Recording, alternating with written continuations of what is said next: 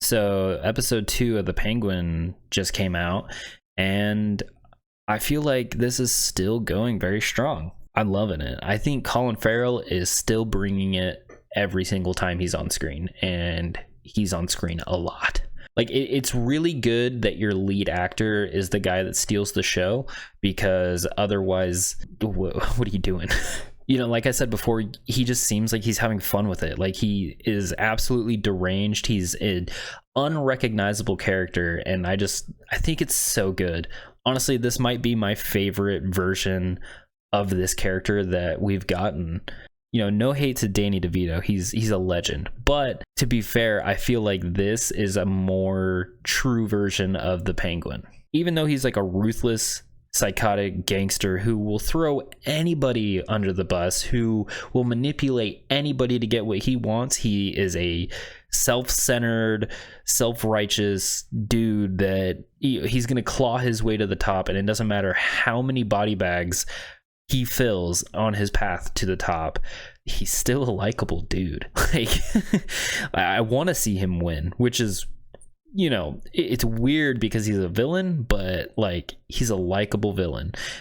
And honestly, I feel like most of the characters are pretty likable. I don't think there's a single character that I don't like. I mean, it's pretty even there. Sometimes you get characters that you're supposed to not like your antagonistic characters, which I guess there is one that is kind of like that, maybe two. They just introduced a new character in this episode, and that character might fall into that category, but it's the clear antagonist that you are supposed to not really like. But I don't think anybody's a bad character. I feel like they're all very good in their own way. I feel like the Penguin is playing a game of chess with all these characters, and it's so interesting to see him get into these situations where you don't know what's going to happen. You don't know how he gets out of this, but he moves enough chess pieces, and he's thinking, 4 moves ahead, and gets out of it. And sometimes he finds himself in a better position than his opponents, and sometimes he finds himself in a worse position, but usually he's able to kind of weasel his way out of it.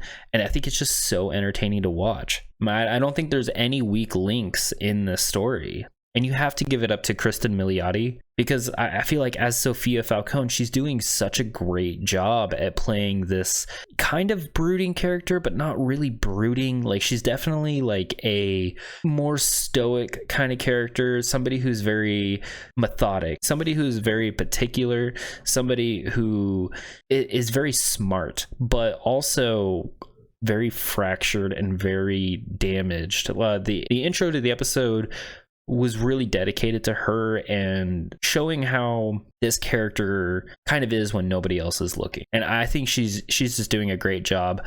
And I'm really curious to see to what lengths she can actually take this character to, and what is the range of her acting ability when it comes to a supposedly psychotic character. I mean, we've seen moments of it, we've seen glimpses of it, but I feel like we're just seeing little, hints towards it. But I feel like towards the season finale, we're going to see the whole picture. And I did want to talk about Oz's little right-hand man. I think his name is Victor or Vic. And I feel like we've only got a glimpse into his acting ability and also his character. I do love that it seems like we're getting little bits of info about him each time, where he's from. He seems very hesitant to explain what happened, or, where his family's at. I noticed that he did pause to look at these missing persons posters, like he was looking for someone's face or looking to see if maybe he was on there, maybe hoping that his family's looking for him or something, and his little stutter that he does. Like, he's a very interesting character, and I feel like we have yet to see, the full spectacle of that. I just really don't know how things shape up. It feels like they're setting him up to be the Penguin's right-hand man, but I also kind of feel like they're setting him up for maybe something different. Maybe he goes in a different direction. Like, you just never know. And I'm hooked. I mean, I just want to know. I want to see everything. And I just like how graphic it is. Like, I know that's kind of like a, obvious thing. And I feel like a lot of people are under the same sort of opinion, but I do prefer this, mature Gotham. I feel like these are the stories that need to be R-rated, need to be mature, need to be.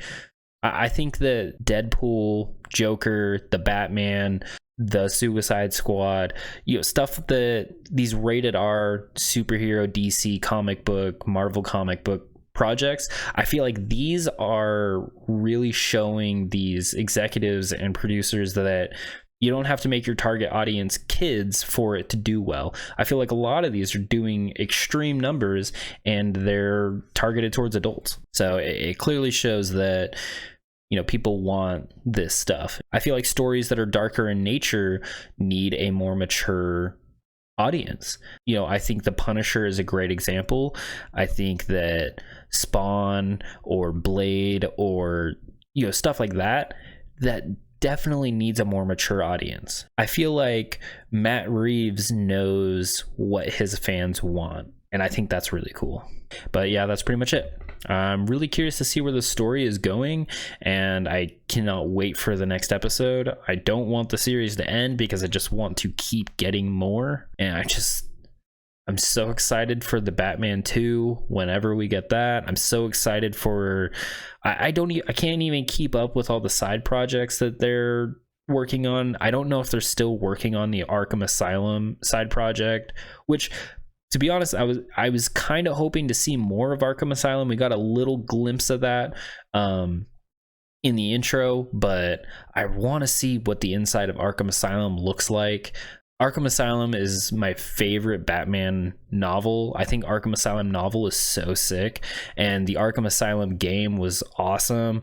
I think that, Arkham Asylum and Arkham City are the best Arkham games. I'm just so fascinated with that whole aspect, and I think that would be an awesome spinoff. And also, I think they were working on a GCPD spinoff. I don't know whatever happened with that. It's hard to keep track, but whatever that they're working on, whatever they release, I'm super excited for it. Anyway, that's pretty much it. So I'll see you next time. Bye-bye.